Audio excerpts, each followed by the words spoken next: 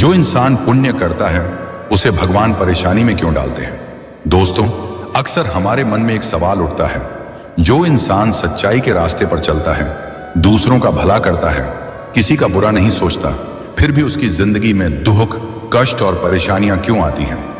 अगर भगवान न्यायप्रिय हैं, तो अच्छे इंसान को ही क्यों बार बार आजमाया जाता है? इसका उत्तर बहुत गहरा है। सबसे पहली बात, परेशानी सजा नहीं, परीक्षा होती है। भगवान कभी भी पुण्यात्मा इंसान को दंड देने के लिए कष्ट नहीं देते, वे उसे परखते हैं। जैसे सोना आग में तपकर ही शुद्ध होता है, वैसे ही इंसान कठिनाइयों से गुजरकर ही महान बनता है। भगवान जानते हैं कि यह इंसान टूटेगा नहीं, इसलिए उसे मजबूत बनाने के लिए कठिन रास्ता देते हैं। दूसरी बात, कर्मों का हिसाब केवल इस जन्म का नहीं होता। हम जो आज भोग रहे हैं वह सिर्फ आज का परिणाम नहीं है, यह पिछले जन्मों के अधूरे कर्मों का फल भी हो सकता है। पुण्य करने वाला इंसान उन पुराने कर्मों को जल्दी काट लेता है, इसलिए कभी कभी ऐसा लगता है कि अच्छे इंसान को ही ज्यादा दुख मिल रहा है, जबकि सच यह है कि उसके बुरे कर्मों का हिसाब जल्दी साफ किया जा रहा है। तीसरी बात, भगवान रास्ता आसान नहीं करते, इंसान को ताकतवर बनाते हैं। भगवान ये वादा नहीं करते कि तुम्हारी जिंदगी में कभी दुख नहीं आएगा।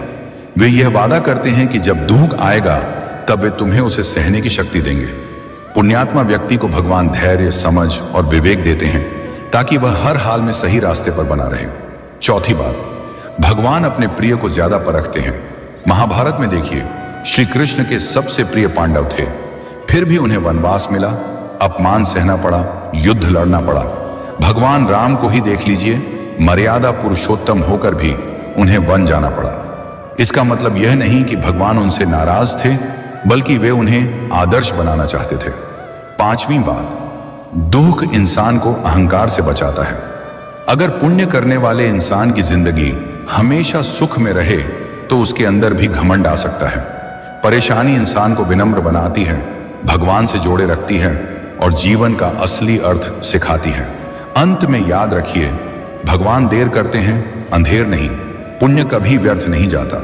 जो इंसान अच्छे कर्म करता है उसका फल उसे जरूर मिलता है, कभी इस रूप में कि उसका दुख कम हो जाता है, कभी इस रूप में कि उसकी आत्मा मजबूत हो जाती है, और कभी इस रूप में कि भगवान खुद उसका सहारा बन जाते हैं। इसलिए अगर आप सही हैं, सच्चे हैं और फिर भी परेशानियों में हैं, तो समझ लीजिए भगवान आपको गिराने नहीं, ऊंचा उठाने की तैयारी कर रहे हैं।